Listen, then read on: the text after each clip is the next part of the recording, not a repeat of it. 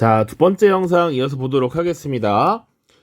자, 다음 역사적 사건을 순서에 맞게 나열한 것은 이라고 되어 있고요. 요것은 고려라고 하는 나라가 후삼국을 다시 재통일하게 되는 과정을 묻고 있는 것입니다. 자, 고려의 송악천도라고 하는 것. 자, 이거 지도에 나와 있고 텍스트에도 나와 있는데 궁예를 몰아내고 이제 고려라고 하는 나라를 건국한 게 918년이었고요. 그 당시에 후고구려를 세운 궁예가 나라 이름을 마진, 태봉으로 바꾸고 수도를 철원으로 옮겼었습니다. 그래서 918년 건국은 철원에서 했지만 송악으로 되돌아오게 돼. 그게 919년의 일이고요. 견훤의 귀순, 신라의 항복 둘 다 935년인데요. 우리 교과서 잘 보면 견훤이 먼저 항복을 해서 왕건에게 의탁을 한 뒤에 신라의 경순왕이 항복했다라는 게 있습니다. 그래서 나가 먼저 그 다음 다가 됩니다. 물론 가도 훨씬 전이죠. 919년이고 나머지는 935년이니까. 고창전투라고 하는 것은 930년에 지금의 안동 지역에 있었던 것이고, 이 고려와 후백제가 후삼국의 주도권을 다투고 싸우는 과정에서 고려가 지금 어느 정도 주도권을 잡게 되는, 우세하게 되는 전투가 됩니다. 그 전에 사실 선임 수업 때는 927년 공산전투 같은 것도 언급한 바가 있어. 이때는 후백제가 대승을 거두고 고려가 위기를 겪게 됐었다. 아무튼 지금 여기 가나다라 해당하는 것은 정답이 2번이 되겠죠. 가라나다.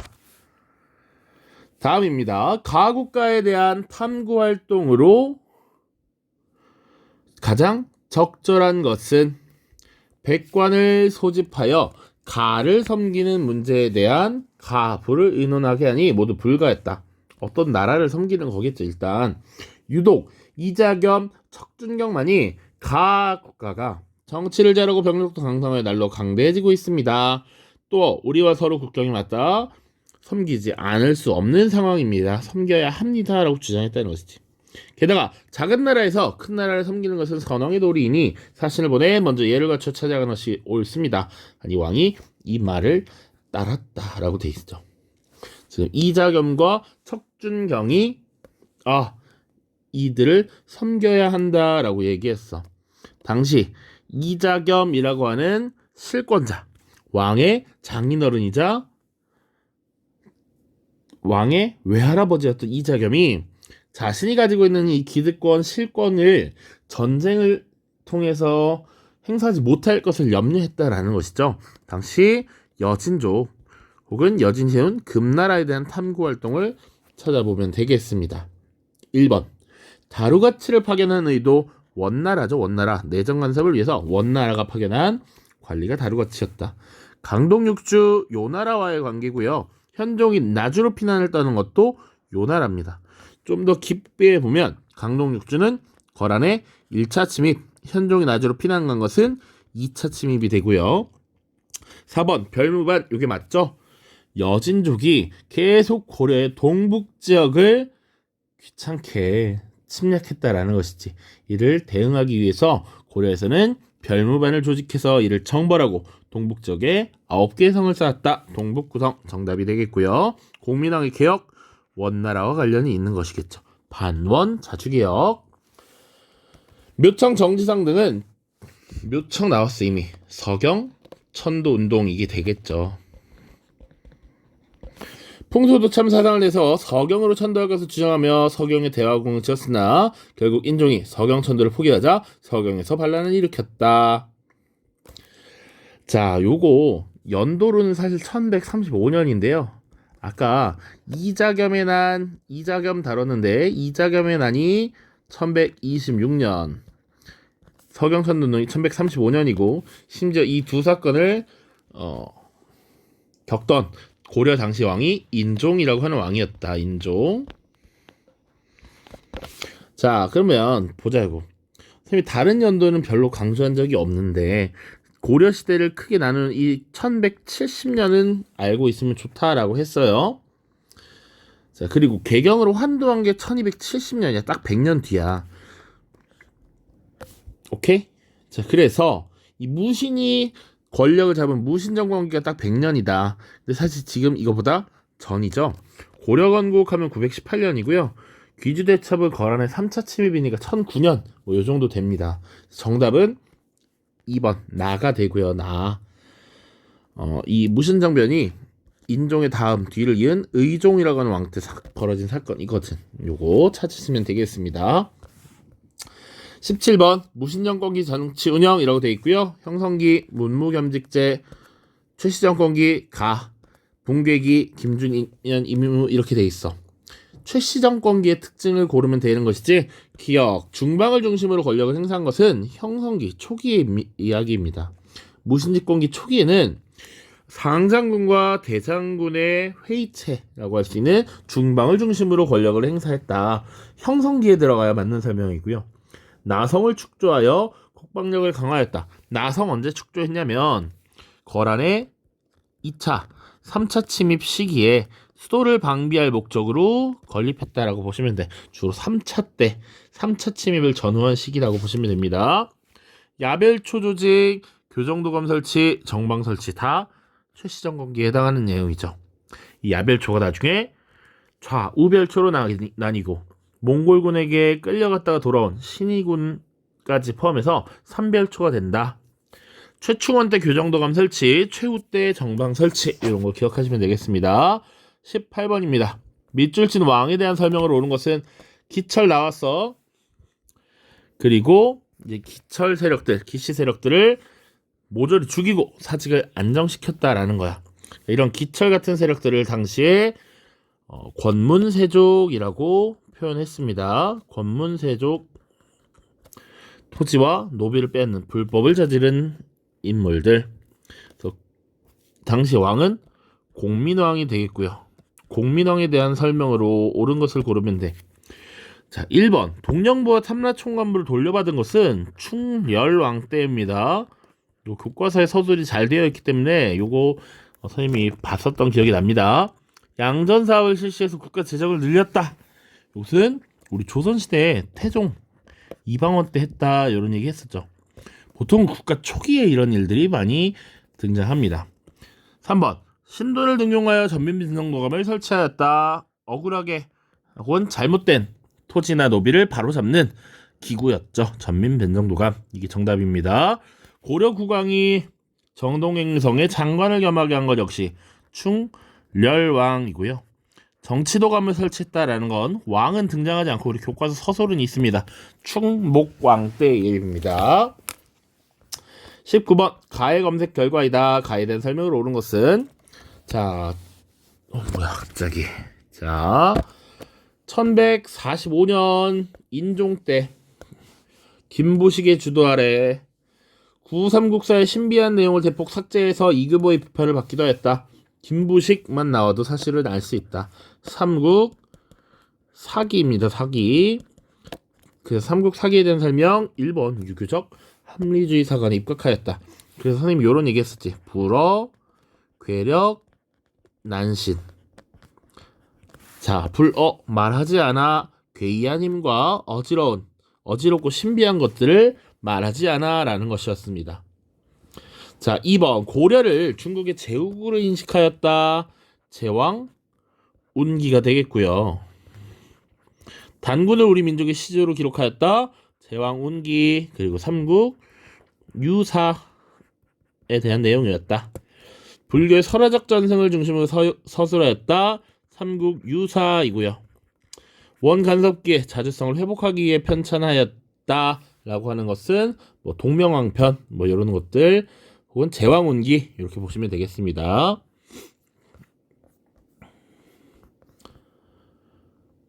20번 가나에 들어갈 설명을 옳은 것은 의천 진울 나와 있죠. 선생님이 이 부분 되게 자세하게 설명을 했던 기억이 납니다. 당시 불교의 교단 통합운동 그리고 신앙결사운동 각각 주도했던 인물이나 이들이 주장했던 내용, 수양 방법 이런 것들을 다 강조했습니다. 자, 옳은 것을 고르는 거야. 1번 해동 천태종을 창시하였다. 바로 정답이 나와버렸죠. 해동 천태종 창시. 의천은 당시 교종과 선종이 나뉘어서 갈등을 빚고 있었을 때 1단계로 화엄정을 중심으로 교종을 통합하고, 그리고 이 통합된 교종이 선종을 포함하는 받아들이는 형태의 새로운 종파 천태종을 창시했다. 그리고 수양 방법으로 교, 관, 겸수를 주장했다라는 내용까지 같이 알아야 한다라고 얘기했습니다. 2번 해동고성전을 적술하였다. 각훈이라고 하는 인물입니다. 언급되지 않았었고요. 3번 백년결사를 조직하였다. 진울이 아니라 요새였습니다. 요새. 참회와 연불수행 강조 역시 요새였고요. 수행 방법으로 교광겸수를 주장한 것은 의천. 그러면 진울은 뭘 주장했다? 정해, 쌍수, 그리고 도노, 점수를 주장했죠. 돈오가 뭐야? 라고 했을 때 한자로 어려운데 요 코난이라고. 코난. 딱 번쩍 번개 들면 딱 깨닫는 것, 이게 돈오다, 이렇게 설명했습니다. 자, 다음입니다. 21번. 자뢰 상황이 일어난 시기를 연필에서 옳게 고른 것은 조준, 정도전을 대표로 하는 급진파사대부는 주례에 근거하여 성리학적 이상정치를 실현을 하였다. 지금 전시과를 없애고 과전법을 시행하여 신진사대부의 경제적 기반을 마련하였다. 자, 과전법 시행 스님이 요거 신진사대부들 그리고 이성계 세력이 권력을 가지게 된 사건이 1388년 위화도 해군이었고, 그 다음 경제적 실권을 장악한 과전법이 1391년에 있었다 얘기했습니다. 그 다음 해인 1392년에 조선이 건국됐지. 정답은 다가 되겠다. 22번 가에 대한 설명으로 옳은 것은입니다. 가에 들어갈 거 쉽다. 3개의 기구 합쳐서 3, 4라고 했고 언론 기능 수행했다라고 얘기했죠. 그치? 1번 재상들의 합의로 정책을 결정하였다. 뭐에 대한 설명? 의정부에 대한 설명. 관리들을 감찰하고 풍속을 교정하였다. 사헌부에 해당하는 내용입니다. 사헌부. 왕명출납을 담당하는 국왕의 비서기구였다. 승정원이 되겠고요. 국가의 중재인을 다스리는 국왕 직속기구 의금부였습니다. 정답은 5번 언론 기능을 담당하였다 가 되겠죠. 24번입니다. 조선의 통치제도에 대한 학생의 대화 내용으로 옳지 않은 것은, 옳지 않은 얘기를 하는 사람을 골라야 돼. 조선은 모든 지역에 지방관이 파견되었어요. 맞죠? 고려시대는 지방관이 파견되지 않는 속군속현이 있었으나 조선은 모든 지역에 지방관을 파견하였다. 향리는 고려시대에 비해 지위가 낮아졌다. 역시 맞고요. 과거는 문과, 무과, 승과가 운영되었어요. 틀리죠. 조선은 기본적으로 유교를 숭상하고 불교를 억제했던 나라다 이야기했어. 그치? 선생님 무슨 얘기까지 했냐면 조선을 설계한, 조선의 정치 운영을 설계한 정도전이 쓴 책 이름 얘기했잖아. 불시 잡변이라고. 불자들의 부처의 잡소리다 이렇게 비판했다라는 거야. 당시 고려라는 사회가 불교의 여러 가지 행사, 면역, 면세, 특권 이런 것들로 썩어가고 있었기 때문에 이 신진사대부들은 불교를 너무 미워했어. 그런데 그렇게 새롭게 만들어진 나라 조선에서 승과를 운영했다? 말도 안 되지. 승과가 운영된 것은 고려에 국한돼서입니다. 그래서 채연이가 잘못된 얘기를 하고 있다. 유리, 음서 혜택이 줄었다. 고위가 되기 위해서 문과에 합격해야 됐다. 맞는 설명이고요. 교육기관으로서 중앙에 성균관과 사부학당을 두었어요. 역시 맞습니다. 지방엔 향교를 두었죠. 자, 서술형입니다. 다음 자료를 통해 알 수 있는 삼국시대 불교의 특징, 그리고 다음 자료를 통해서 특징을 하나 파악하고, 그리고 이 특징과 관련된 사례를 한 가지 더 서술하려는 의미죠. 그런데 보면 신인이 자당에게 말하길 황룡사의 호업용은 나의 맏아들이요 범왕의 명을 받고 그저를 보호하고 있습니다. 고국에 돌아가 절안에 9층 탑을 세우시오. 그러면 이웃나라들이 항복할 것이오 라는 내용들입니다.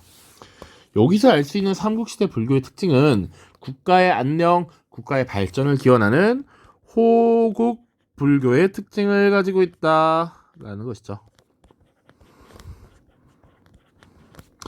보인다. 추가로 사례로 뭐가 있습니까? 사례로는 예를 들어서 고구려에서는 수도 평양에 9개의 사찰을 지었다. 이런 내용 교과서에 있습니다. 건립하였다. 하였다. 문장을 완성해야 됩니다. 자, 그리고 무왕은 익살에 미륵사를 창건하였다. 이런 내용. 지금 황룡사는 여기 써있죠. 황룡사랑 구층탑 써져 있으니까 이거 제외하고, 원광법사는 세속 5개를 지어서 청년들을 가르쳤다. 이런 내용들이 들어갈 수 있겠죠. 이렇게 들어가면 됩니다. 셋 중에 하나 작성하시면 되겠습니다. 그 외에 호국불교의 특징을 나타내는 사례를 쓴 경우가 있다면 선생님과 협의해서 정답 처리를 할 예정입니다. 서술형 2번, 가나를 통해 알 수 있는 고려시대 가족제도의 특징을 2가지 쓰시오라고 되어 있습니다. 그러니까 가에서 한 가지, 나에서 한 가지씩 볼 수 있으니까 그거 보면 되겠지. 자, 고려시대의 가족제도는 다른 시대보다 훨씬 개방적이고 수평적이었다라고 하는 게 특징이었지. 근데 가를 통해 알 수 있는 게 뭐야? 재산을 분배할 때 원래 나이키라는 인물에게 따로 노비를 더 주려고 했는데 나이키는 그거 아닙니다 라고 거절했다라는 것이지. 그러면 자녀들에게 어떻게 했다는 거야? 자녀들에게 유산을 균등하게 나누었다. 균등하게 분배하였다. 균등하게 상속하였다라는 특징을 하나 알 수 있죠. 그냥 요거 독해 능력을 보는 겁니다. 알았지? 그래서 그 말을 옳게 여기고 따랐다. 그러니까 공동 균등하게 분배해서 화목하게 살게 했다라는 것이죠. 조선시대에는 보통은 양란 이후에 장자들이 부모에 대한 제사를 지내게 해서 장자에게 많은 재산을 몰아주었습니다. 고려시대는 그러지 않았다. 나 밀양박씨 호적 보면 뭐가 있습니까? 지금 자, 호적이지. 호적을 작성할 때 남녀 구분 없이 태어난 순서대로 기재하고 있죠. 출생 순서대로 기재하였다. 교과서 서술 내용을 의미가 받아들여질 수 있도록 작성하면 다 됩니다. 요 2가지 작성하시면 됩니다. 그냥 뭐 수평적이었다 이런 일반적인 얘기들을 쓰면 안 됩니다. 가와 나를 통해서 알 수 있는 이니까 여기서 드러나는 것들을 작성하는 게 필요합니다. 아시겠죠? 자, 시험 보느라고 모두 고생 많으셨고요. 시험 뭐 아쉬운 경우도 있고 만족스러운 경우도 있을 텐데 그것들을 다 자신의 것으로 만들어서 다음 시험을 잘 준비하는 것이 중요합니다. 그리고 점수가 높은 것 당연히 높으면 더 좋겠지만 여러분들이 이런 내용들, 중요한 내용들을 잘 이해하고 여러분들 것으로 만드는 게 훨씬 필요합니다. 자, 모두 고생 많으셨고요. 자, 다음 영상에서는 이제 조선시대 수업 다시 들어가도록 하겠습니다. 고생 많았습니다. 안녕.